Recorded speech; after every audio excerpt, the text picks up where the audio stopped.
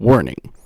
The following podcast contains politics, leftist politics, the whole truth, justice, American way thing. We live in a time where one has to post this. Progress is a dirty word, such as science and reason. My superheroes would weep. This podcast contains naughty language as well. Today on DC Daily, we talk James Gunn's involvement in Suicide Squad 2.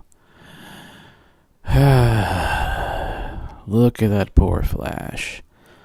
It almost represents most of the entire fan base. You know what this means? Ooga chata, ooga, ooga, ooga chata, ooga, ooga, ooga chata, ooga, ooga. Not gonna watch it. Da, da, da, da. Let's get started.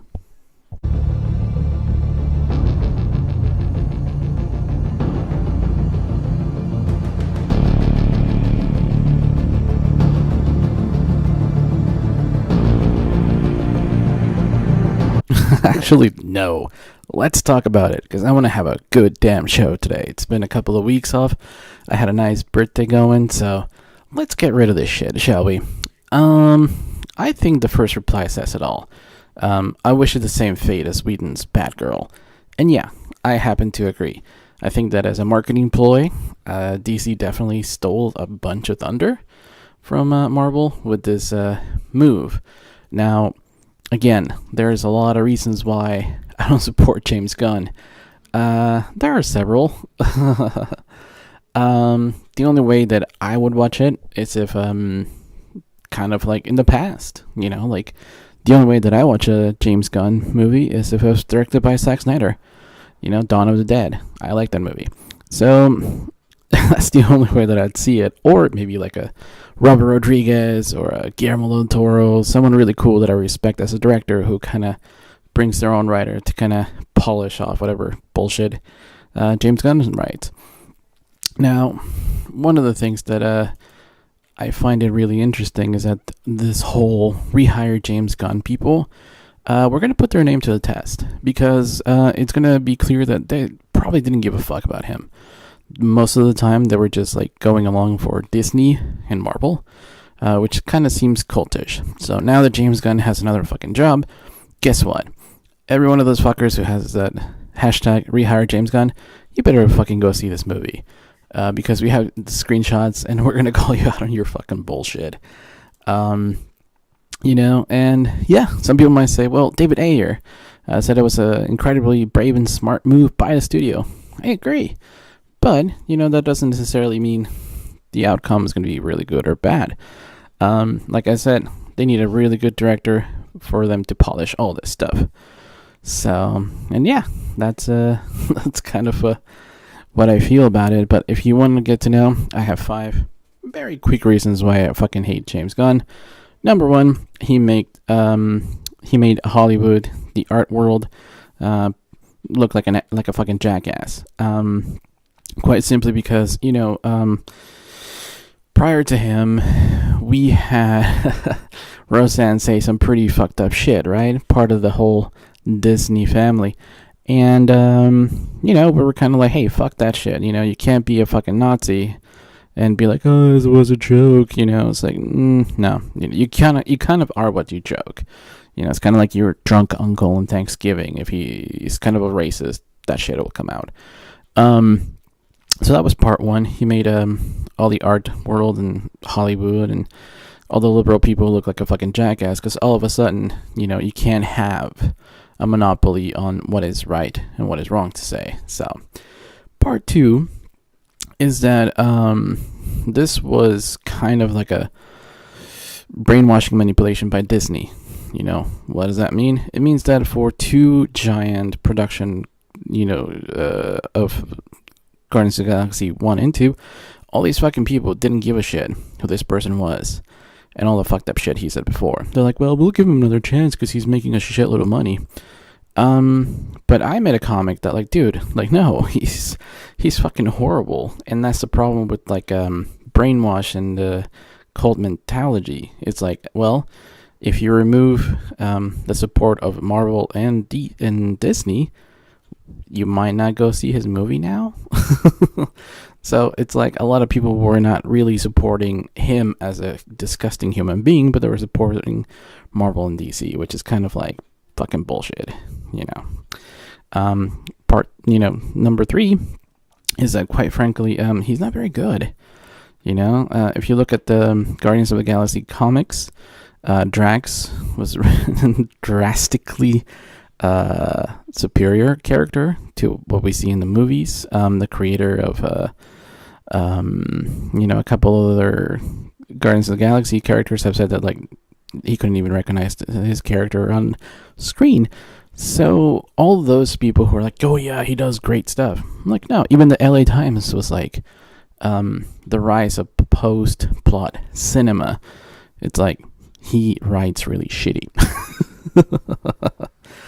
He even won Razzies Awards. And that was like my number 4 thing. It's like, you know, I went to see the Scooby-Doo movies for free, and we laughed at it, you know, because they were that shitty. So the quality of James Gunn is not very good. I mean, if you're going to give us Marvel directors, give us the good ones.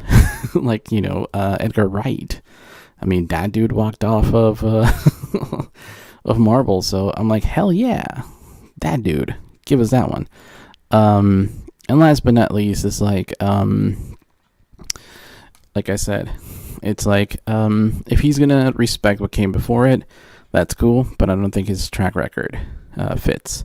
So, I mean, if he's gonna have Will Smith back and, you know, all the crew from the first Suicide Squad, that'd be great, but I don't think he's gonna do it. I think he's just gonna make a mockery of it. So we need a good director. Maybe the dude who likes DC and Zack Snyder. The guy who directed Pacific Rim Uprising. He might be good for it, right?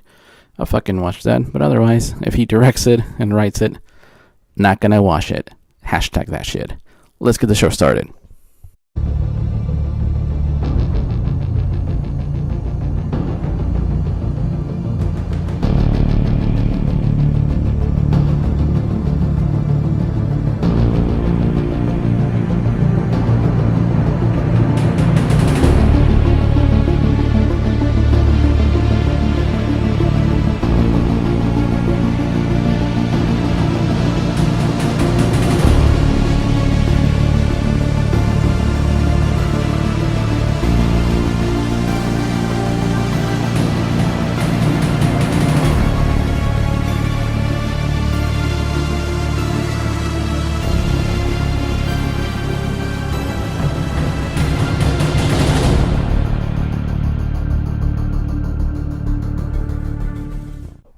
Alright everyone, welcome to DC Domingo number 41. DC Domingo gives hope.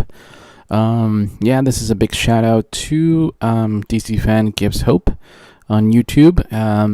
He made me, among other people, editors and admins of DC Fan Gives Hope Facebook page. I will put a link below. We're trying to build a positive community. He's been doing that for a while, so I'm very honored to be a part of it. I'm probably going to focus on short videos, you know, posts and things like that.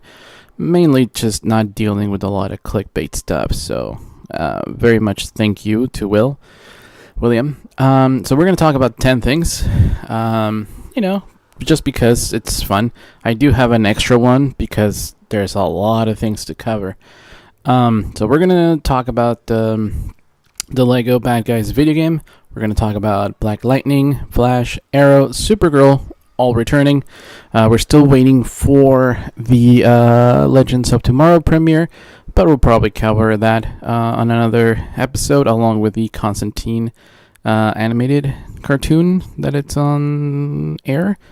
Anyways, we're also going to cover Batwoman, you know, with the Elseworld crossover coming up, which I think it features a Smallville from that awesome TV show. And at the end of this episode, I do have a tiny video, like 7 minutes of retrospective on Smallville that I did for the DC Fan Gives Hope Facebook page, so check that out. I also going to comment on Ben Affleck and Henry Cavill. I'm going to talk about my favorite parts of the Aquaman trailer. And last but not least, the awesome Snyder Cut Darkseid mural. Alright, so before we get all of that out of the way, I want to give a big shout out to our Brazilian fans of DC. I've been seeing a lot of Brazil support on Facebook, and it's kind of like heartwarming, seeing a lot of people, from Brazil being engaged to kind of take down authoritarian asshole politicians. Basically, if you don't know much about like South America, we've had to deal with a lot of dictators and despots. Not many of us have enjoyed democracy the way that the USA has claimed to have enjoyed. So we are big fans of justice, no pun intended. But we're also kind of we know what it's like to grow up in a society where you're told to conform, where that shit kind of has like real world implications, we like to call Marvel and Disney kind of a cult, but we live in some countries where the government is a giant fucking cult, and sometimes they can kill you if you disagree. So it's not that us Latinos are feisty out of some like racist genetic disposition. It's more like we've kind of had to fight our way towards a lot of freedoms. And we don't like people telling us what to view, what to watch, what to think. And I think that's one of the reasons why like Justice League was the highest grossing movie of 2017 in Brazil. Like if you listen to the media, if you listen to regurgitating people on the internet, they'll be like, Marvel is best. Well, fuck you. I think for myself, Brazil said, I like the Justice League better. So that's kind of cool. And it's no surprise that, if you think for yourself, you're going to fight despots. You're going to fight fucking politicians who want to, like, grab all your shit and, like, silence you and tell you, no, be a fucking sheep, And we kind of grew up with heroes standing up to tyrants. So it makes sense to be a DC fan and kind of being like, hey, fuck that shit. We're not going to stand for it. Also, Jared Leto was over there in Brazil. There was a little kid dressed up like the Joker. It was fucking awesome to see him embrace that. At the time when people are like saying that like, yo, we don't need Suicide Squad Joker, I'm like, fuck you. You don't speak for everybody, you entitled piece of shit. Let other people enjoy what the fuck they want. I might do another video on Suicide Squad because I wrote a blog about how much I like it. I even have a commentary on the Suicide Squad by David Ayer, so check that out around the channel. But yeah, Brazil, man. I'm gonna keep an eye out on the elections. Hopefully, the better candidate wins, not the oppressive asshole. As a fellow Latino from Mexico, we've had like a 70-year one-party dictatorship. We know how that shit is. So, yeah, big kudos to Brazil. Big kudos to DC fans thinking for themselves. And, this is about giving hope, whether it's like entertainment or like trying to take down, fascist governments around pretty much all over the world now. All right, so yeah, we're in for a good fucking episode. So that's my big shout out to the Brazils people of DC. Alright, so we're going to move on to the Lego Batman video game. No, it's not the Lego Batman one. It might seem like it given the Joker is there, but it's the Lego Supervillains by DC. This game looked pretty fucking fun. I saw some of the gameplay on the Xbox One X with 4K, and I was like, fuck, they're getting really close to like cinema quality. Cinematics and gameplay are kind of the same, given that these characters are kind of plasticky. It's kind of cool how these games have come a long way. One of my buddies was really into the Batman one, and he tried to get me to play for it, and I'm like, it doesn't fit. I'm just like, Batman's supposed to be like. I was kind of like, I like Arkham better, not the kitty Batman shit. I'm like, what the fuck is this, So I wasn't really that much into it. My girlfriend did get me into Star Wars one. That was fun. Um, and I don't know. Like, for some reason, this one kind of spoke to me because they're adapting a story from the third year of the New 52, where they open Pandora's box, and a character that started from the New 52, and Earth 3 came in, where the Justice Syndicate reigns supreme. A bunch of super villains pretending to be, so they have like the Justice League kind of attire, but they're assholes. So I was really impressed that they were doing this in Lego form. So yeah, how do I say this? Well, like, I haven't played it, but I've seen people on like Twitch and Mixer and playing, and it seems really cool. It seems to be getting pretty damn good reviews out there. It's kind of looking like an 8 out of 10 and stuff like that. Some people are kind of giving it like a 8 or 7.8 or something like that. So it's not too bad.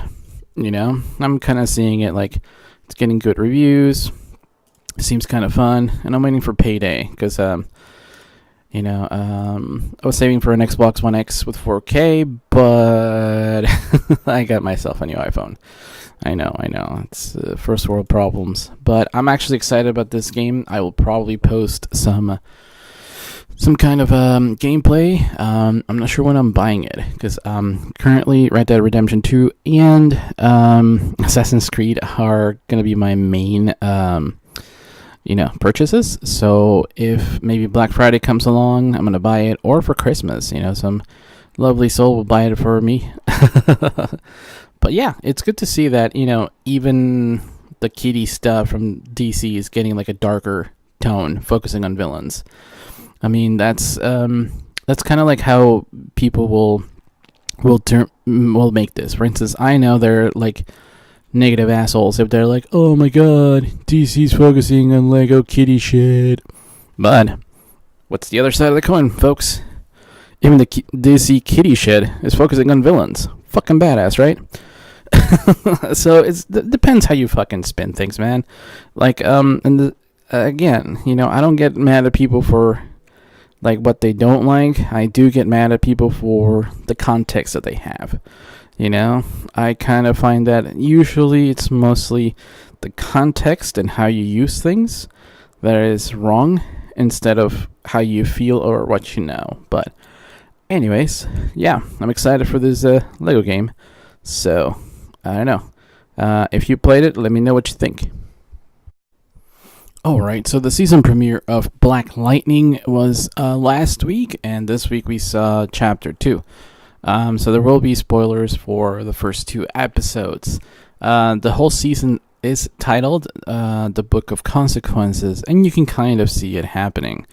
On the first episode, we kind of dealt with the consequences of last season. One of the big consequences is that this season has a lot more budget, has a lot more episodes, meaning that they have a lot more room to tell stories, and it hasn't really gone soft as far as the edgy elements. So for instance, like episode 1 opens with a teenager. Man, it was kind of sad. A teenager being murdered by the cops. Now, I was like, oh shit, this is gonna be heavy, as it should be. It shouldn't be a laughing matter. There shouldn't be a one joke liner about that kind of stuff, but it also kind of surprised me because at the end of the episode, that teenager was resurrected, because of the experiments that the governments were doing in that neighborhood. So while the political elements haven't been watered down, the new element has been added, which is pretty damn cool. Like, it's not losing the edge for favor of a superhero TV show. It's It's actually a pretty ballsy move.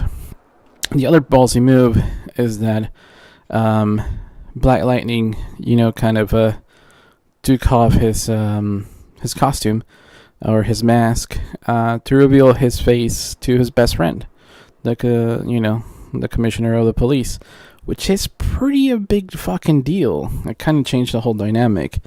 Why was this? It was pretty well handled. You see, the season finale of last season, the school was attacked, where Black Lightning is principal.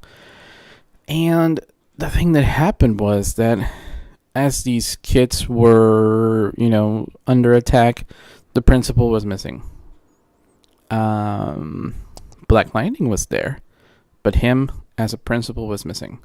So the Board of Education was kind of like, this is unacceptable.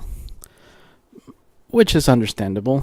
And, his friend grilling him as the principal, he's just, his friend, the commissioner versus the principal, they had a nice exchange, and Black Lightning was like, I'm actually both.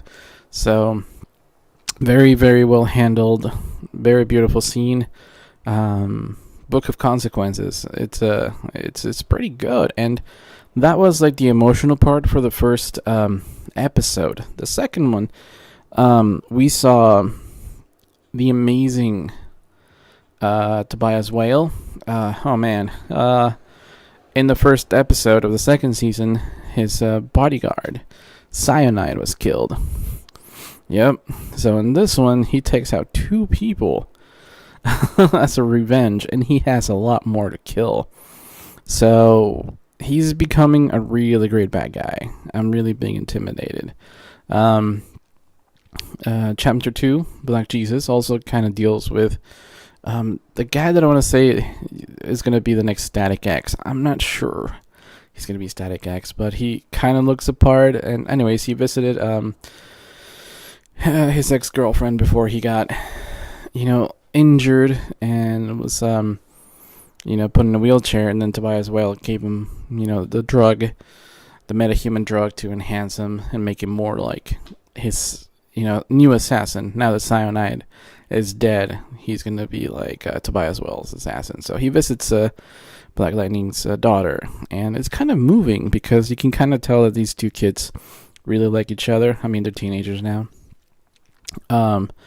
And his other daughter is kind of like, she's getting more confident. You can see it, and she got a new suit. She kind of like befriended a singer who's kind of popular and has a lot of money. So his other daughter is like, yeah, I got this.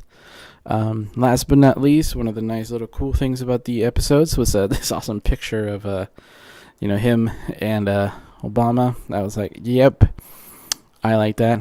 That needs to be a poster somewhere. But anyways, loving the show. I'm very grateful that we're getting more episodes, more budget, and a lot more background characters. That's the thing that I was going to tell you guys. The background characters it's a nice showcase of talent. So be sure to follow all these actors on Instagram, Twitter, Facebook. Support them. A lot of these shows don't feature a lot of minorities, and these ones in the background are amazing. So follow them and tell all your friends about it. Get them more jobs. They're really good. Like I said, I'm a big supporter of art projects, and when you have enough talent that even your background and secondary and third actors are doing great stuff, I support it. I'm only missing Lala, who's playing the tattooed man on the show. So anyways, yeah, I like this so far. Alright, so we're going to move on to The Flash. Last season, we ended with the revelation that their daughter from the future helped. She was the one with the purple lightning scene over here.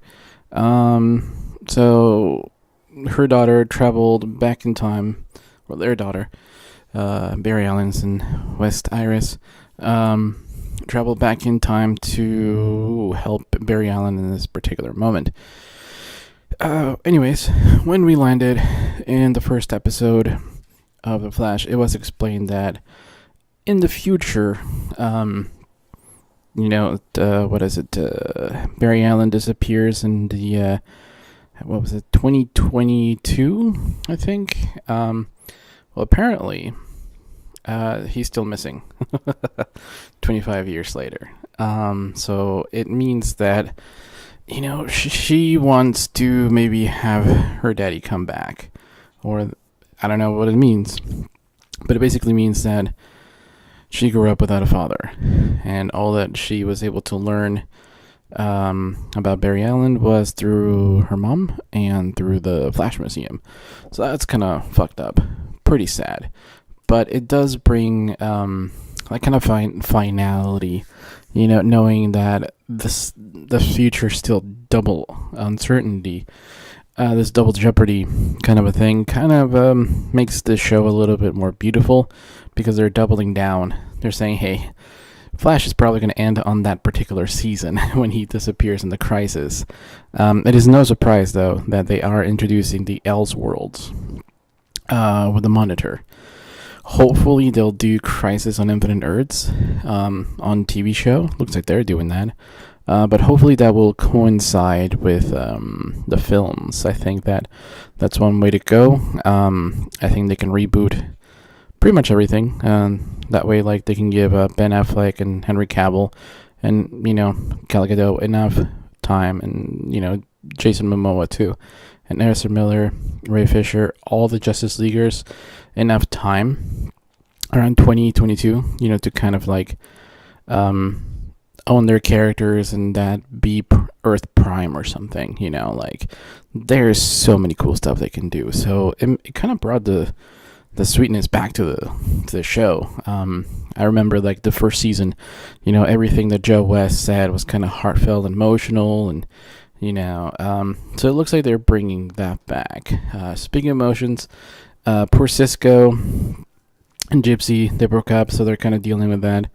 I like that, they were a cute couple, but, Cisco needs to be Cisco, and if she's going to be part of the show, she can't, like, be bringing him to another dimensions and shit like that. So she needs to be part of the show, because that's the reality of that Earth, or Cisco can just go to her Earth and not be on the show anymore, which will be sad. Cisco, Bill Bixby, and Caitlin Snow are also trying to look at the origin of Caitlin Snow's dad. This is them looking at the fake death certificate of her dad that somebody forged. So we're looking into that as well. And last but not least, we have the bad guy who kills people with this, flash lightning symbol. Interesting, though. We have no idea who he is, but he works at a regular job wearing like an overall. So I think we're going to learn more about him. And that little, dagger shaped like a lightning symbol takes away people's powers, like when they're nearby. So I don't know how they're going to beat him. I mean, I guess they can just snipe him or some shit like that. But anyways, yeah, I'm glad that the Flash is back. Got its groove back. It's got the, the emotional weight. It's got the action. They have non-stupid jokes again. Some of the Wells' jokes were kind of heavy-handed in the other seasons, but this is better. Arrow. Holy shit. We just had one episode of Arrow. It's pretty fucking awesome. Arrow is back to being awesome. Season 2 and 5 have been my favorite. Season 6, they kind of played around with some of the thematics, and we all thought that the hacker was going to be like the main bad guy, but no, it was fucking Diaz, and he just owned that season. Over here we get to see, this is the moment that the show broke me. Now, I'm not like one of those people that hates Olicity. I'm like, for me, it was always like, Oliver is going to date Black Canary at some point. That's how it is in the comics, and that's how it ought to be. But this is the first time that I've seen Felicity, how should I put it, be one of us. When she was a hacker in the flashback episode, I liked her a lot. I didn't like the fact that she had really horrible taste in men, and that douchebag hacker backstabbed her really badly later down in life. So that kind of sucks. But, during the previous seasons, she was very privileged. She was like dating the corporate boss. She was always like wearing expensive shoes and expensive clothing, and she was always safe, in the Arrow Cave, just typing shit away. Even when she like stole Mr. Terrific's technology and kind of fucking fucked up both of their company venture together. She even like got all of the Atoms corporation and fucking fucked that one up too. So she's fucked a lot of people over. In this episode, she's a barista, and she's trying to pay the bills and raise Oliver Quinn's son. So that was very humbling. If you have a blue collar job like that, fuck, she was one of us. That's pretty fucking awesome. But then the thing happened where like fucking Diaz just broke into the house and beat the shit out of her. That's assault. And during the Me Too movement, fuck, that's a fucked up thing to happen to anybody, really. So yeah, it was a gut punch, this episode, and I was really like fucking floored. I was like, fuck, I really feel bad, and it's not like past things where like Deathstroke kill Oliver's mom didn't hurt me, but it was like, that was fucking Deathstroke. We know that he's not to fuck around. But Diaz, I was like, who is it? And boom, there it is. So that was kind of shaking me for a while. The other thing that is kind of surprising is that Black Canary, she likes being a cop now. And Wild Dog is like, no, we can still do more. And she's like, nah, we're going to work as police officers to clean the city. This is what we need. Because now vigilantes are outlawed. And, at first when I saw this picture of Arrow, or A Arrow, I was like, oh, that's Roy Harper. That's totally Roy Harper. But one of the things that kind of turned shit around for me was somebody goes back to the island again, and I was like, oh fuck, no more flashbacks, people. I was kind of like, please be done with the fucking flashbacks. And they're done with the flashbacks. That was actually a flash forward, because the grown-up person who goes to the island is the grown-up kid of Oliver Queen. Which I'm like, what? We're now in the future? What the fuck? So yeah, I think that the crossover might have something to do with it. I was blown away. Fucking action was solid. The emotional weight. Oh shit. And the whole thing about Oliver Queen in jail. Bronze Tiger beat the shit out of Oliver. And then, that landed him in like a solitary confinement, I think. Bronze Tiger. And the other dude's kind of like bullied.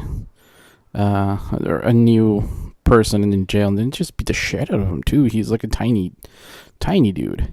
Oliver was just like, I don't want any part of this, and he just walked away as they were beating the shit out of this new inmate. Fucking heartbreaking. And it took a while for Oliver to finally go, you know what, I'm gonna defend my people, outside and inside. So, and he beat the shit out of inmates. Interesting side note, me as a bookseller, I know that you cannot ship hardcover books to inmates, which is what Oliver Queen used to beat someone up in this episode. So what I'm thinking is that somebody smuggled that in, whether it was a cop or somebody. It's kind of interesting, the things you learn in real life. Alright, but yeah, Arrow's fucking cool. Alright, Supergirl. If you haven't seen last season, it's kind of okay. I caught it late, so I didn't have the emotional attachment to it, but it's fucking great. You should watch it. Not many spoilers, because they're only carrying a few things over from last season. As I mentioned in the other podcast, Jimmy Olsen being unmasked by cops, or at the not at the hand of cops, but in a situation where cops were involved, and them were almost beating the shit out of him was definitely topical. It's like police brutality against African Americans. That was a really powerful episode, and they carry that over to this season because they were going to press charges against them. But Lena Luthor, she did everything that she could with her powers to, go to the DA's office, and she even offered evidence against Morgan Edge by secretly recording her mother. She betrayed her mother to save Jimmy Olsen, and it kind of worked, but not really, because the DA was like, well, we're not going to press charges against Jimmy Olsen, but if he puts on the costume again, we will. So it's like, fuck. So yeah, even the Luthor doesn't have that much power against the anger against vigilantes. Speaking of which, fuck, dude, this episode, it's getting real. As I mentioned before, if you're not paying attention to all the news and shit, xenophobia and nationalism, it's spreading like wildfire all over the world. I used to think that it was like, well, in Greece, because of the economic crisis, it started there, but no, it's everywhere. With Brexit, with Trump, it's just fucked up everywhere. And the thing is that here in Supergirl, they're kind of dealing with the xenophobic in a very literal sense, where, for instance, like, they're going into everyday people. They're like, oh, I have a lead on a foreign in my son's school. Anyone know how to take him out? Somebody goes like, hey, I'll send you a link how to make a bomb. And they have handles like Earth First. I'm like, fuck. This is definitely like, alt-right Nazi shit. And it's really fucked up, because like Supergirl's like really, she was giving shit to the Martian Manhunter. It's like, no, everything's dandy. I'm an optimist, and there's always hope. And I was like, dude, you are white-splaining stuff to a minority here, Supergirl. Like, fucked. She fucked up. But she after seeing this is like, oh fuck. So it's like, the xenophobia, no alien stuff, it really hit me. I mean, I'm here legally in the United States, but even me, I'm just like, fuck, dude. I don't know. Like, some days I want to leave, some days I want to stay. It's just, it really hit me. So, yeah. Fuck. Very topical, and this is what Supergirl's facing. She's facing everyday people. It's not like, some giant person that she can just punch her way out of. It's gonna be hard, and if they kill Martian Manhunter, I'm gonna be pissed off, because he's awesome. So yeah, pretty cool. Kudos. Ruby Rose as Batwoman. Look at this image. Fuck, it's an awesome costume. It has been praised as one of the best works done by the CW.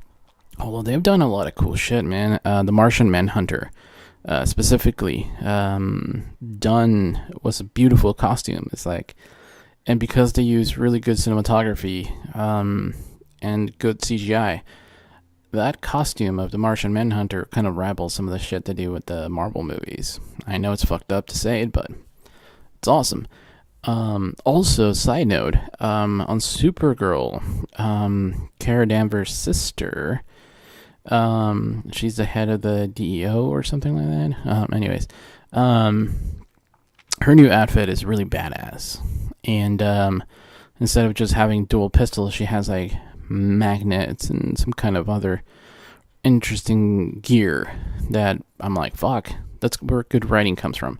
Because they always compare her to like Black Widow from the MCU, and I'm like, no, this character is better written over here in DC. So, anyways, yeah, Ruby Rose's Batwoman, the cape, it's definitely a little thin and short, but I think it might be done on purpose. It might do CGI cape to use it to hover.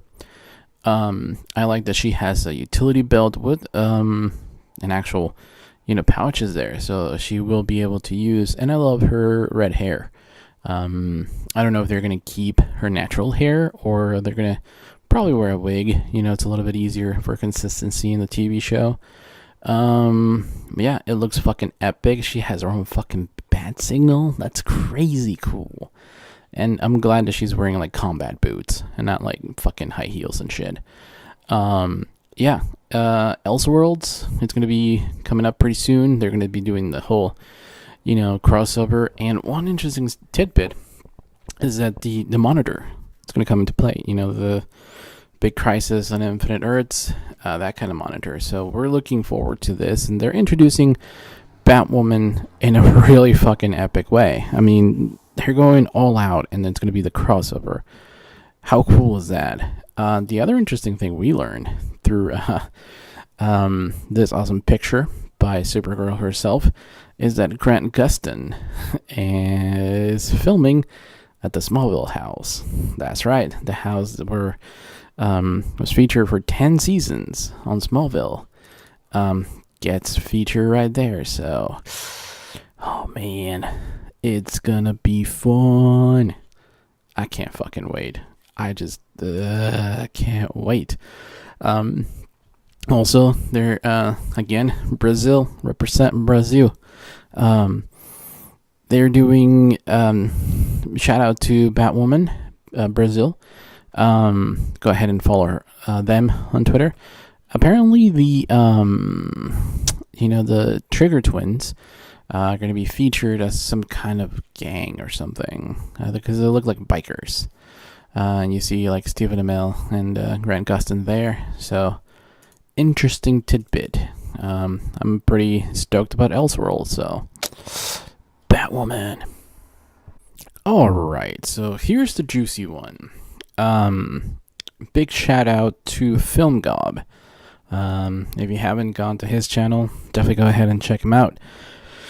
I don't do clickbait. And while announcing that The Flash was being pushed back, even though The Flash never really had an official release date. It's like me going, hey, I'm gonna work out. I just keep pushing that shit back. I don't go like, okay, I'm gonna go this fucking day and this fucking day and this fucking day, But anyways, while mentioning, production dates for The Flash, they said, well, Warner Brothers pushed it to accommodate Ezra Miller filming the Fantastic Beast franchise. And some people are like, boo, this is bad news. This sucks. Fuck you, WB. And I think you have to look at things into a little bit more perspective. People are kind of used to the Marvel films, but the Marvel films are done very cheap. The most that the Marvel films cost are the special effects and, promotion. And since they purchased ILM, and ILM pays really fucking shitty, trust me, I live nearby the area and have my sources there. those movies aren't as expensive as you might think. For instance, Thanos looked like a giant rubber weightless mass, whereas the Iron Man from the first Iron Man, done by the same fucking studio, had weight. Yeah, and even the Hulkbuster looked fucking weightless, even when you trip over a fucking rock or whatever. And I'm like, dude, did you not, make your ILM? What the fuck? You have a giant resources of movies that you fucking made, Not even Optimus Prime seemed that fucking light when he was doing Kung Fu and shit. So, again, the special effects are very fucking lazy. Case in point, the PlayStation 2 Black Panther ending. It's like they make shit really fucking cheap. The other thing is marketing. Given that, Disney gives incentives to media like, I have a scoop for you, or guess who got casted as a, someone's uncle twice removed. It's like they don't need to spend a lot of money on marketing until shit is being released. I remember before Ant-Man, we were mocking Ant-Man because we were like, hey, I don't see any advertisement for Ant-Man. What the fuck? Because, at some point they mocked DC for not promoting, Wonder Woman, even though the marketing for Wonder Woman was bigger than Batman vs. Superman. But anyways, so marketing is handled by, tickling the balls of the man-children media. Disney fucking gives them a little bait here and there, a little VIP treatment, and, that's how they stayed, not spending way too much money on marketing up until the very fucking end. So yeah, they do movies really cheap. DC has to climb a fucking mountain, and currently, we were just kind of wowed by the Aquaman trailer, which I'll go into in a little bit, but that fucking trailer had a lot more fucking money than I was expecting. If fucking Marvel made Aquaman would be stuck in that fucking desert, like New Mexico in Thor, right? He'd be like cracking jokes with the locals and shit, and just being like, hey, give me water. I need water. Oh, you got beer? Fuck yeah. Is it Guinness? I'm Jason Momoa. I like beer. Shit like that. Stupid jokes. But no, that fucking trailer delivered. When James Wan is like, yeah, it's gonna be like Star Wars on the water. I'm like, bullshit. DC and Warner Brothers would never give you that much money. Not him personally, but for an Aquaman movie, no. I was wrong. So yeah, they're doing a giant fucking budget movie right now. And the smaller ones are Birds of Prey and The Joker. Those are the smaller version ones. Next year, we're getting Wonder Woman, which is going to be pretty big fucking budget.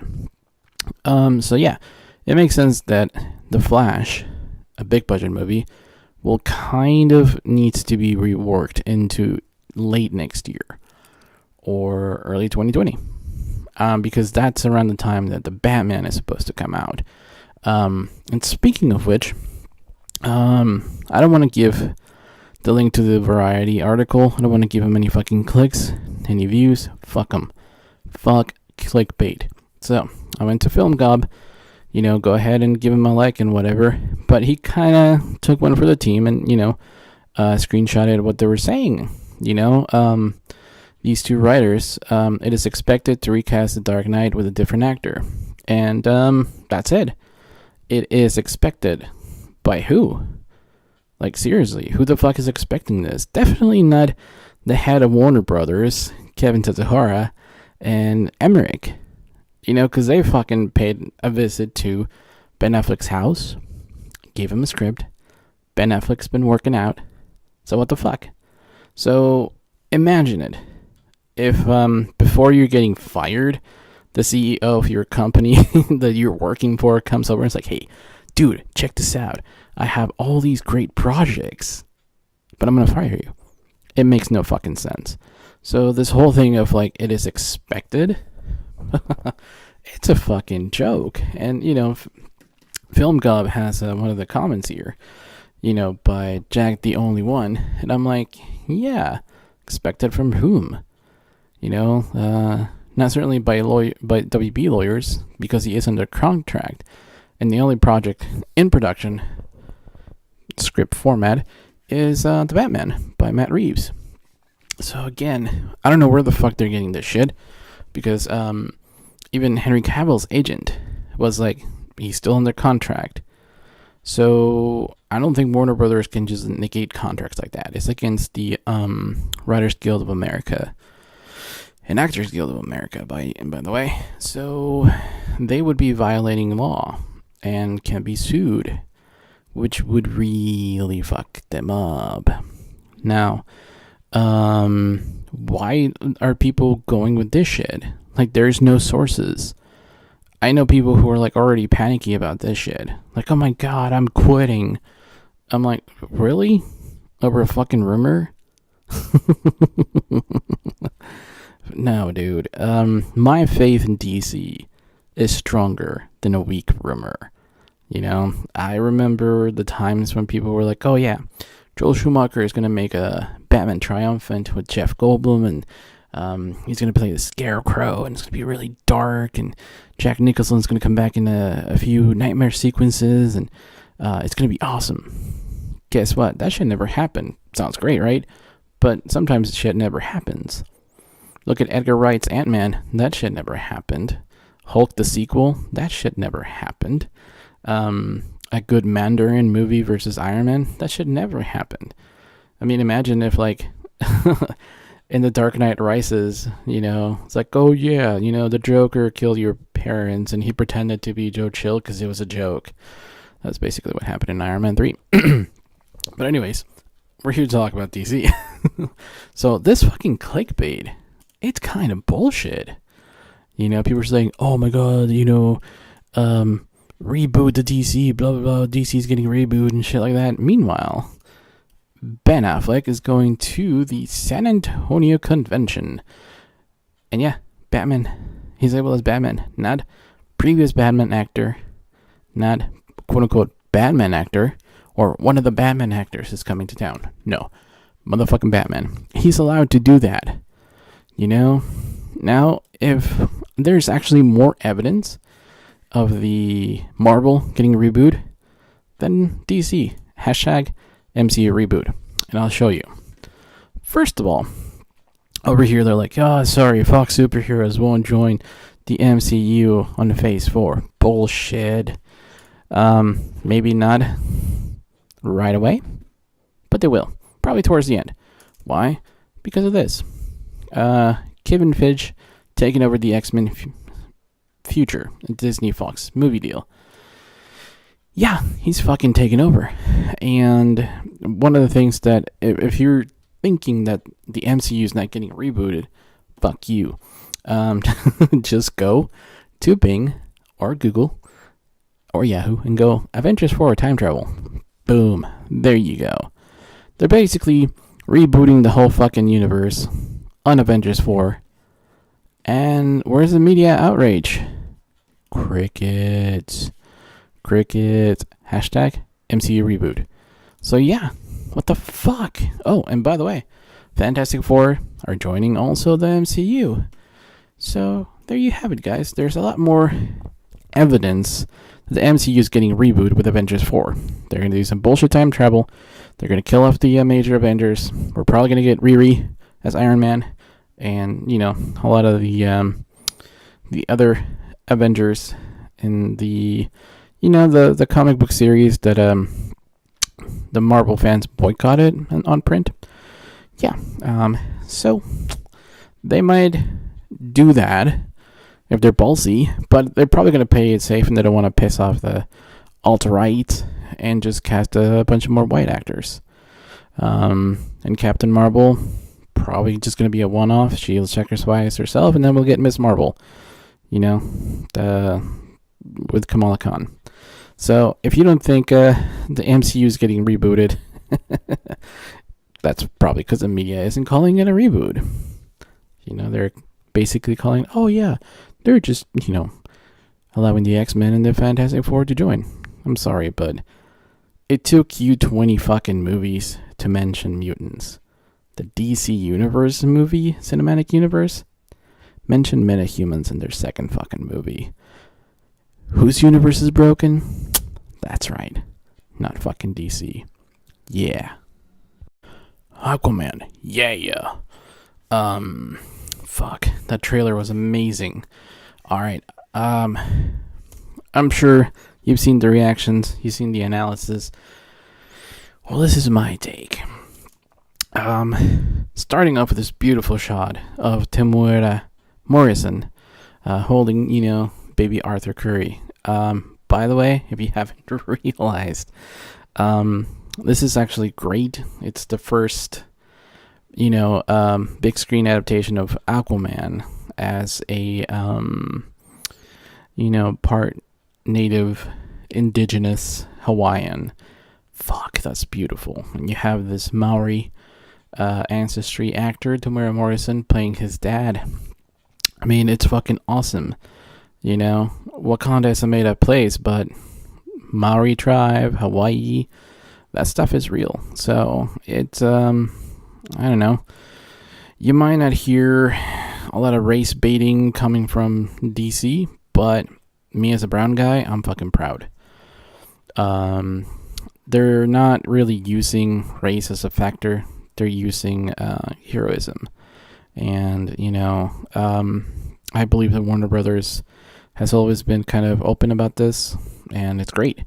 I'm looking forward to the moments between father and son a lot. And when I saw this other bit where, he's just putting the hand around his kid growing up, shit, man. Like, I just want to see these two in a movie. Like, another one.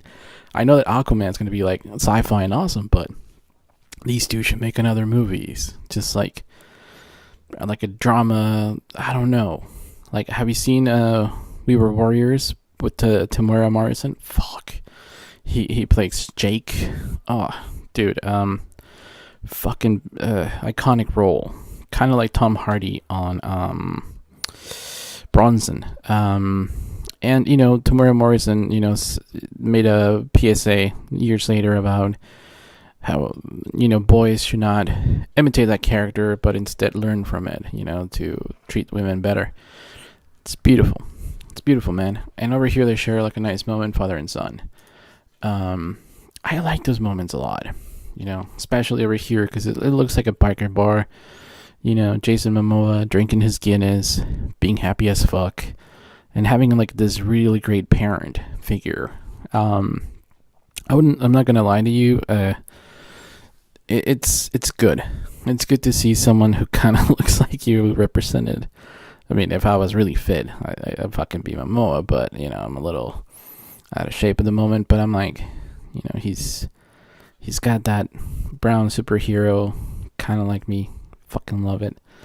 So yeah, I'm loving the small moments, and I think there was another TV spot where some jackass comes in and tries to pick a fight with him. So the sweet moment is ended, kind of like Man of Steel. By the way, this movie has Man of Steel vibes. One of the reasons why people are saying, oh, they need to reboot the DC is like, this feels like Man of Steel, like the first superhero on like chapter 2 of Saga.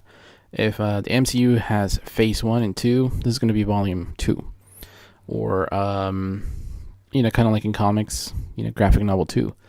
So I think it was meant to be this way. If you remember, in the animation, we have Justice League War, and then after that, Throne of Atlantis. This follows it to a T. We had Justice League and we have Atlantis, so fucking awesome. So yeah, I'm getting Man of Steel vibes. Over here, I really like this machinery. Kind of reminds me of the Mayan calendar. Kind of with some enhanced water bending kind of symbolism. I know they have a lot of constellations and things like that. They have Greek constellations as well, mixed with the other ones. So I'm not seeing any Atlantean writing per se, but it did remind me of the Native American tribe from Mexico.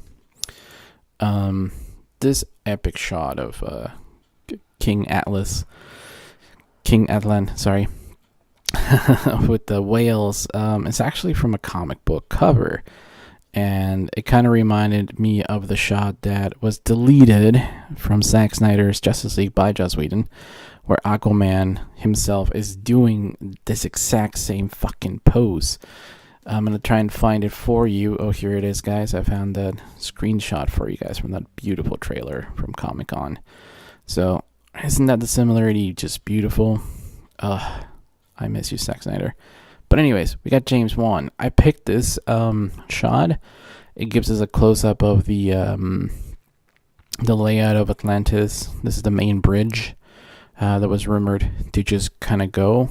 And interesting side note, Tenochtitlan, another floating city on water, had a similar bridge where Cortez kind of used to march his troops and commit genocide. So this kind of a bridge is not that hard to build because the Aztecs built it. The structures around it, they have like a Roman Colosseum towards the right. They have Greek entrances, Greek columns, and the motifs on the left also. But they also have dome, kind of like India, and also Thailand. So it's got some nice architecture. And again, another shot of the King of Atlantis. You can see a lot more of their the way they build their cities.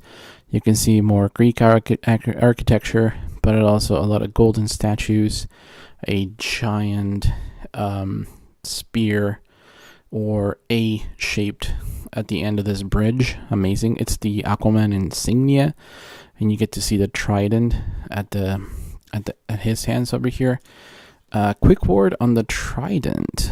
A lot of idiots were like, "Oh my God, Zack Snyder doesn't think that a trident's badass enough for Aquaman, so he gave him a 5 quintet."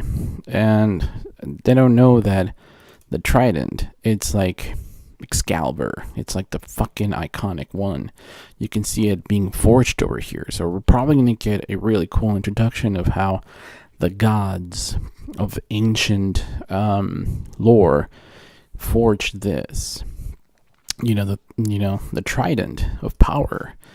And, the only way for some to get it is be the king of Atlantis. Another cool shot that I liked is that we got a whole scene with Black Manta, these minions, and Mera and Aquaman. We have a whole scene of the rooftop, and I was really impressed. But I was really impressed how practical the suit is and how badass it resembles to the comic book. Once again, I think James Wan is the next Zack Snyder. He's got the commitment. Someone is, being really, like, someone has his back. Because Zack Snyder had Nolan, to protect him. And Zack Snyder protected Patty Jenkins. That's how these things go. I think that someone has James Wan's backing. It could be Jenkins. It could be Miss Snyder, because she's also a producer there in Warner Brothers. So I'm really excited that Black Manta is getting his fucking due and being really badass. Fuck yeah. Speaking of badass, we also saw Nicole Kidman as Arthur Curry's mom. She kicked a lot of ass. This is after somebody tried to break into her apartment, and she beat the shit out of him. Amazing.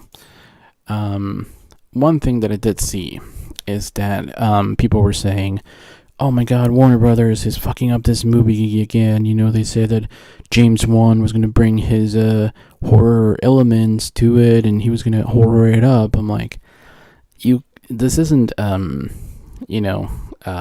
Blackest Night Aquaman, fucking zombie. So there will be definitely scary elements. The trench, there you go, trench beasts. They're pretty scary creatures, and James Wan is known for that. I mean, he didn't make a fucking horror movie out of the Fast and the Furious, so fuck you for just even bringing that kind of stupid shit into the question, man. God. And then here we see, the king lifting the trident again. And here we get to see Jason Momoa as Aquaman with the trident. I'm pretty damn sure that's the end of the film. Now, just out of me joking, I said, guys, what if this is the Batcave and Aquaman is coming in through the Batcave's waterfall? Oh my god, wouldn't that be fucking awesome? That's my nerd theory coming out. But anyways, fucking Aquaman, I'm so psyched. I will probably do 1 hour analysis of the movie when it comes out. So fuck yeah. Now the last bit of awesomeness comes courtesy of DC Film Hub via the ever amazing Fiona. It looks like we had a I want to say Byzantine style fresco relief of the mother boxes as it relates to Darkseid. This comes from the Snyder Cut, and it looks like there was a still image released of Wonder Woman staring at these reliefs. I think that when the signal was lit for her, by her mother and fellow Amazons, she went to this place somewhere, and she recognized that there was some kind of invasion. I mean, if you look at the first trailer, Comic-Con footage, it's, she goes, in response to Batman's, something dark is coming. She goes, no, Bruce, it's already here, because she knows what that means. She knows that the Amazons were attacked by Steppenwolf and her mother lighting up the torch. She knew where to go to read up the story of Steppenwolf and, also Darkseid. And we kind of read a little bit more as the days progressed. For instance, there was this image, and somebody asked, somebody who goes by David asked Zack Snyder about this image. That somebody were saying, oh, that's like a young Darkseid. And then Zack Snyder on Vero said, searching for something that would make him unbeatable, which is the anti-life equation. On this shot, and on the prologue that we were supposed to get, kind of like Lord of the Rings style, we kind of saw a young Darkseid. And the rumor has it is that he fucking fought Ares. Ooh, how fucking cool is that? I never thought about that fucking match between Ares and Darkseid. Holy shit. I need to do that on Injustice now. The video game, So yeah, that's fucking crazy. That shit is crazy. The God of War Ares against the God of Darkness in the DC universe. Oh fuck. That shit is epic. That's the kind of shit that Chris Terrio was talking about when he was interviewed about how much research in psychology, history, and thematics he had to do to deliver, Justice League Part 1. I fucking love it. Think about it. If Ares handed down his ass to Darkseid, and then Darkseid was like, I am never going to be beaten again. I'm going to search for the anti-life equation. Boom. Because, mind you, this was Steppenwolf's invasion. Darkseid was not that high-ranking in this flashback. So what it means for the bigger picture is that the old gods had a giant effect on the new gods of Apocalypse and Genesis, but also the new gods personified in the Justice League. Kind of like what Grant Morrison did with his run. He made these characters mythical, as epic as, the other company gets. They're not going to be as mythical. They can have Thor if they want to, but, a modern myth is Superman for a modern society. I'm sorry, but it's fucking true. So they were going back to this kind of intellectual Lord of the Rings giant space saga with an amazing motif. We got to see a little bit of Zack Snyder's awesomeness when we saw Zeus zap with lightning Steppenwolf in the theatrical cut, of the Justice League. So that fight would have been fucking amazing to see. Now, all these things are coming out bits by bits. And I am not into the this is gonna sound weird. I don't hate Jeff Jones. I think that he somebody talked poor sweet honey into his ear and was like, you can be the next Kevin Feige. Both of you guys were underlings for Richard Donner. You can use a Donner formula for your movies. And I think he went all Hal Jordan on us, when he battled Parallax, and it backfired. Like, I feel sorry for that dude, because he's worth a shitload of on the comic book, and to kind of make a name for himself. He's worked his ass off. But the thing is that movie business is completely different, which is why I think someone more level-headed like Jim Lee is going to do better. So yeah, sorry Jeff Jones, but I want my Snyder Cut, as many people do. But anyways, our episode's over. I have run on quite a bit. Sorry if it's long, but you can break it into pieces, listen it to you through the weekend and shit. I don't know, but I have a quick 7-minute video about Smallville that I teased you guys earlier in the episode. Hope you enjoy it. You can fast forward now if you want to. Thank you for staying. DLC at DC. See you next episode. Bye. Yesterday, October 16th, marked the 17th anniversary of Smallville. Some of you guys might be, too unfamiliar with the show, or maybe didn't grow up with it.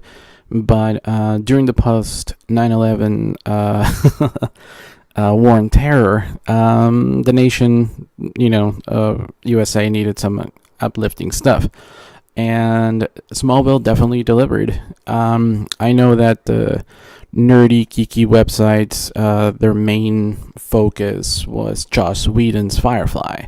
If something wasn't Firefly, they never really cared for it.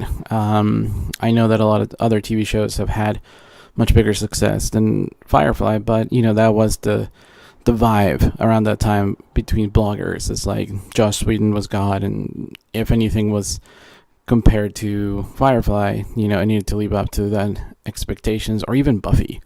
However, Smallville had more seasons than Buffy, and a much larger audience. The first time that I remember seeing a giant crowd for a panel in Comic-Con was for Smallville season 10.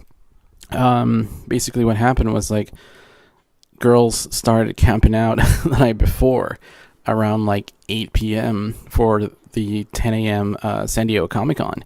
To me, that was just like unheard of, like the nowadays is like they kind of manage the crowds better, but back then it was just like, what? So even by season 10, this show had a huge following. And while, the show was based... Oh, I think that's William. So while the show was very optimistic and awesome, some of the darker elements really resonated with the, with the viewers. I remember me and my buddy from high school, we used to like watch it. You know, every day it would come along. You know, I would go to his house or he'd come to my house, and it was kind of like our thing. Once I moved to another city, we still kept in touch. We'd talk about it and stuff like that. I think he eventually lost interest, but I started to get interested, you know, back when season 9 happened and we got Zod in there. Zod in season 9 was probably the best season. And it was kind of I think it set the tone for the Arrowverse and like the Marvel Netflix stuff, because me and my buddy would always talk about the Smallville effect. And that's actually the first episode was awesome. The mid-season finale was awesome. The second part of the season opener was great, and then the cliffhanger was always amazing. So you had 4 amazing hours of television per season, and then sprinkled throughout the seasons, you would have like, you know, hit or miss, with wonderful like character development, some surprises here and there. I remember we would get like 1 or 2 awesome special effects per episode. In the later seasons, they got more budget and they got cooler stuff. They even got Arrow in there. They had Aquaman in there. I think they had Cyborg. You know, I believe that actor passed away. God rest his soul. So, you know, we had a lot of cool stuff. We had the great parents dynamic. And, you know, we had a lot of great, you know, like rural, wholesome Kansas Americana, you know, with very warm tones. Cinematography was on point, because otherwise the special effects would come off kind of weird. And then Metropolis was very blue and steel, you know. I remember that a couple of the people working on the show came from the X-Files, and you could totally see the influence in that.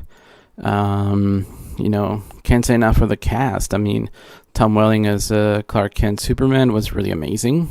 You know, he, I think that after 10 years playing the same character, he was like, I need a break. You know, recently he's like, yeah, I'll do it again. Same thing with Lex Luthor, Michael Rosenbaum. You know, he did a great job for younger Lex. And, you know, he too was like, yeah, you know, kill me off. I want to be out of this show. But recently he's like, yeah, I'd like to do that again. So this show was really, really awesome. You know, we had 2 love interests, Lana Lang, played by Kristen Kirks. And we also had, you know, Lois Lane. We had a Jimmy Olsen. We had a Perry White. I mean, even like Princess Leia herself guest starred. And the amazing Christopher Reeve also guest starred. And Margaret Kidder. You know, Lois Lane from The Adventures of Lois and Clark was there too. Was in a cameo. It was a great show. So, I don't know. What are your thoughts on this show? What were the highlights? Anyways, as you can see, I've collected all these over the years. The earlier seasons have a lot of love, worn out, you know, the boxes and stuff, but I still love them.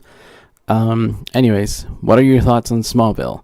Thank you guys, and this is DC Domingo giving hope. Thank you.